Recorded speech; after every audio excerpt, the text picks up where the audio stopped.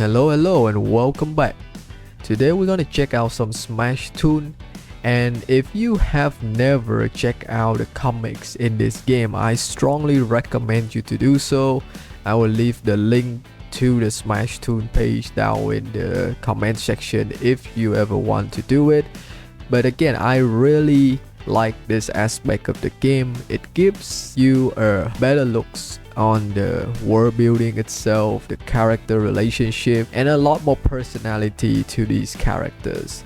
So if you want to jump in and learn more about the Smash Legends characters in general, please go and check out these comics. They are very well made. Right, so what we're going to do today is we're going to go through the top 5 figure that has been appear or mentioned in the Smash Toon. I'm not talking about the side story one from different potential library world.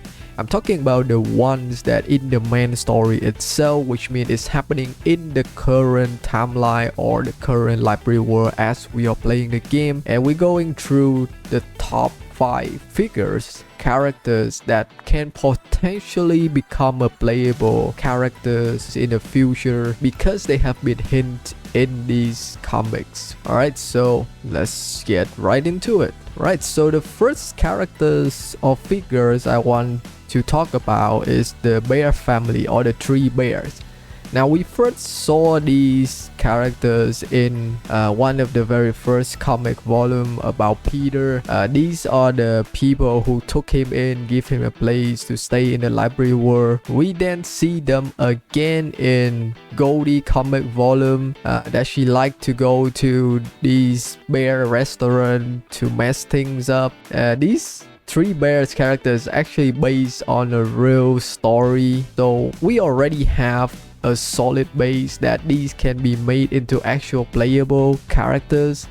And the thought of having a characters that is not actually just one character but 3 characters in one is actually very cool if you think about it. Of course it will be hard to implement balance, but it will be fun, like having a character that is completely unique from the rest of the cast is fun. Now although they don't show any fighting ability, but I believe the game can make it work in a way because these are so cute, right? And they have been mentioned so many times in the comics before, even as background character in other volume. So yeah, this is the first pick of the top 5 figure. Moving on to the second pick, we have the Unnamed Prince. This character first appeared in Molly volume comics, being chased by Molly herself. Now he did manage to showcase that he can fight, but didn't manage to do much because he didn't have his weapon, and also his hand were locked behind this custom, I guess. But at least we know that this is a character that can put up a fight, and his real weapon is probably a sword some type. Although in this comic you will see him get beat up by Molly completely one-sided, but as you can see, he did manage to put up somewhat of a fight even in this situation. Another interesting fact I want to mention is that Witch Queen recruit Molly and order her to go beat up or capture members of the Sage Council, which means there's a high chance that the prince is also a member of the Sage Council. It's even mentioned here by Witch Queen that it would have been messy if the Sage Council had picked up the scent, and Sage should have power that goes beyond their story to make sure that the story goes the way that it's supposed to be. We then see a similar figure, if not the exact same Unnamed Prince, in Marina comic volume when she was still in her own story. As you can see, this is pretty much the same person, the same hairstyle, color, same crown, but we didn't know what happened to him. The only thing we get to see here is Marina get captured. Maybe he also get captured, or this is just another version of him in their own story and not the sage version in the current library world. Regardless, this would be a cool character since we don't actually have a prince characters, even though he's just an unnamed prince. It would be cool to have an actual prince character in the game that take inspiration from different fairy tales. So yeah, that's our second pick. For our third pick is the Blue Fairy from Pino comic volumes. Now all we know about this character is that she was the one who raised Pino back when he was still young and he was still in his story world. We did get a glimpse of the appearance of the Blue Fairy. You can see a bit of her custom here, her hair, wings, but that's pretty much all we know about the Blue Fairy.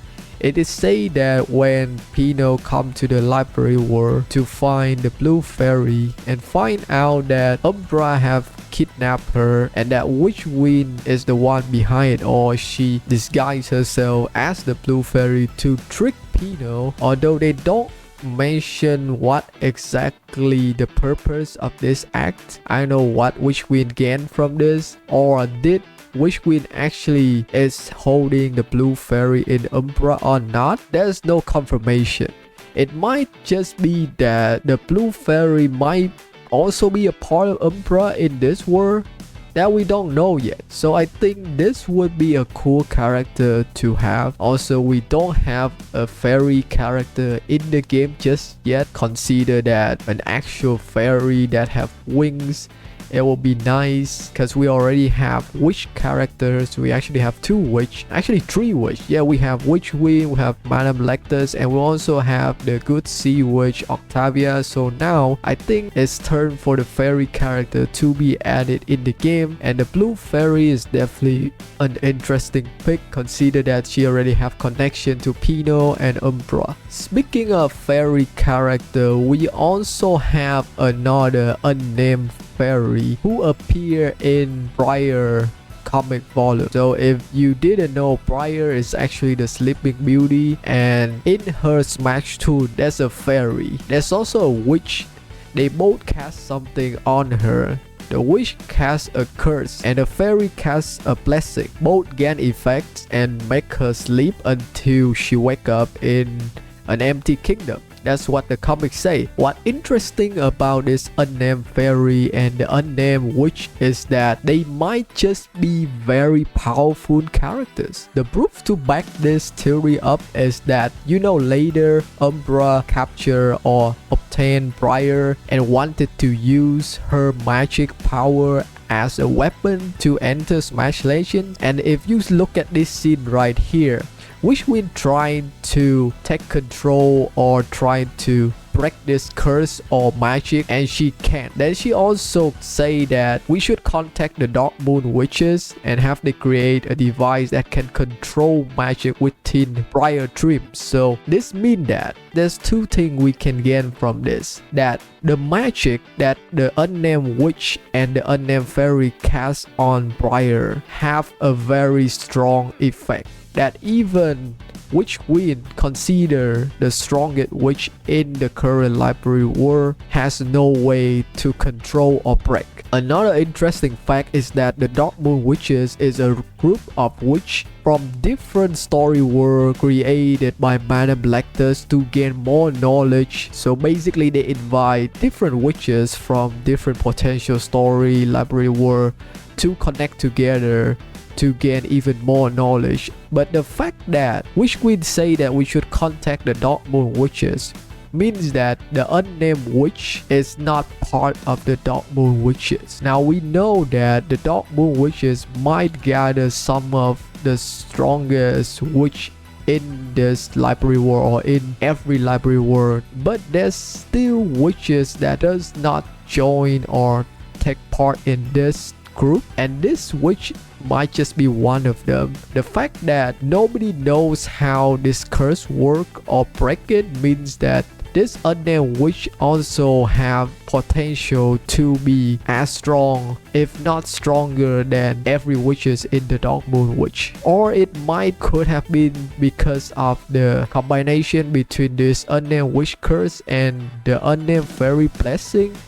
that we get this type of powerful effects. So it would be nice to see another witch in the game that is not belong to the Dark Moon Witch or Umbra. Maybe an individual witch that have immense power, or an unnamed fairy. Like I said, we don't have any fairy character yet, so it would be very cool to have one. As for our fourth pick, it is Ravi Nei Mod. Now let me explain. If you have read Ravi Nei origin comic story, you will know that their mother is the tiger descendant, and it's also mentioned in the comic that this is her role to guide the story, to follow the flow. Now this is also the Sage Console job, and the Umbra trying to break this cycle. So technically speaking, we can confirm the fact that Ravi Nei Mod is part of the Sage Console during this time when Ravi and Nei haven't got their power. Now you pay attention to what's their mom is wearing right here. It's kind of resembles some sun symbol, white dress just like Nei when she obtained the power of the sun, and also she have the tiger marks on her face. In this scene she also have the tiger tail and of course the tiger mask. In another comic panel we can also see that Ravi and Nei Mod is sitting next to Nei in the Sage Console meeting rooms or some sort when the news is broadcast. This is probably during the time that she is still training Nei to become the next Sage Console member, taking her place, and this theory is confirmed in another comics as Ravi is going around messing things up and Nei show up. As you can see, Nei now wearing her mother outfit when she used to be the Sage Console members. So it's confirmed that Nei has gained control over this new sun power and become the new Sage Console member, taking her mom's place. Even though her mom would have the same sun power as Nei, I think it's still a very cool figure character to have. Consider that her mom's main power might come from the tiger descendant power, as she have claws, she have a tiger tails, and probably different moveset and power from Nei herself. I think it would be cool to have their mother as a character playable in Smash Legends. Lastly, we have the fifth figure in this video, and it is an owl investigator within the biggest prison in the library world. Now I cannot pronounce this name because it's so long and so hard, so I would just leave it there. But this is where all the villain criminal captured by the hunt or any vigilantes, they get to send to this prison. And as you can see, there's an owl-like characters, an investigator asking Goy question. Now we already have a bird-like character in game, which is Nasha, but I think it would be cool to have a character that is completely bird-like, not just like mechanical device that help them mimic bird-like movement, and this owl-like character would just be perfect for that. As you can see, he is not scared of Goy at all. He's a bit arrogant also. We can clearly see his detailed design in the Goy comics, and we can tell a bit about his personality. Here you can also see that he have a strong or at least respect connection to 70. When Goy mentioned him, he might be trained by 70, might be a friend to 70. Regardless, I believe that this is a character that can fight in the Smash Legends tournament, and would be cool to have him in the character cast. And yes, that is all 5 figure in the Smash Toon pick, but we still have one more to go. And this is a bonus one. The reason why I did not include this in the top 5 is because we don't actually have any clue how this character looks like. Not a single panel in the Smash Toon to show what this character appearance is like. However, he has been hint so much that everybody who knows about the Smash Legends story knows about these characters, and I myself believe that he is one of the most wanted character to be in the game playable character cast. Yes, we are talking about 70 himself. Now if you don't follow the Smash Legends story or comics, 7D is the rightful owner of the biggest corporation in the library world, the one that we are in right now, which is the 7D company organization, and is the master of snow. All we know about this name is that 7D is a dwarf that have 7 different personality. Now that's the only description we get, and in this Snow comics we can see that Snow is talking to 7Ds. They're trying to recruit Hook to the company but fail, and you can see that 7D is a bit disappointed in Snow. Now because we don't get any other information on this character, but the idea alone is pretty cool. Consider how many different connection or relation he have in this world. We already know that he have a strong connection or related to the Owl Investigator I mentioned earlier. He's the owner of this whole 7D corporation, which including all of the members of the 7D. They create very advanced technology weapons. And then we also know from Javert comics panel that he was invited by 7D himself to help out in getting Umbra in the Smash Legends tournament. 7D actually have good relation to a lot of major character in the story. Now because we don't actually have a figure of him, here's a fan art made by a talented artist in the community showcasing what 7D could look like in game, and it looks so badass. Now we don't know for a fact that how his 7 different personality works, but we do know that the dwarf race in any story is a genius race in crafting weapons.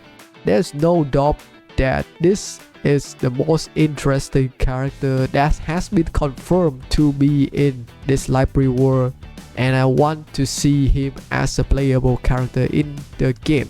Keep in mind that there's no mention anywhere that 7D is too old and not capable to fight anymore. Yes, he is finding talents to help him fight Umbra, but that doesn't mean that he himself cannot fight. I feel like 7D still play a very important role within the story because they have been hinting him so much throughout the story, but never want to reveal what he look like or what his currently state is like. So maybe later we will get more information on these characters, and he might just end up being one of the strongest figure in this world when it's come to the final battle with Umbra.